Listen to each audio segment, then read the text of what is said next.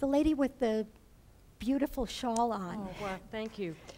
I have an uncle who has had a wound on the inside of his leg, just above the ankle, and he's had it for, I would say, almost a year.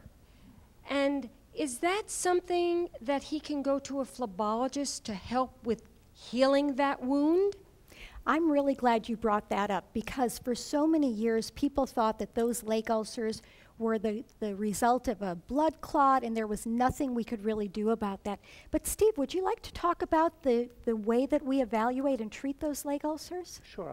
I think certainly there can be a number of causes that are not venous for those kind of leg ulcers, but it's also clear that a vein origin is probably the most common cause.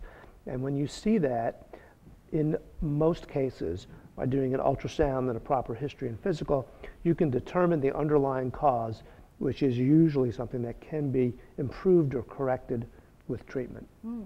So the answer to your question is a resounding yes. Have him see a phlebologist who could get things started. If it's a vein issue, the phlebologist can determine what needs to be done, and if it's not, the phlebologist can decide who he should see next.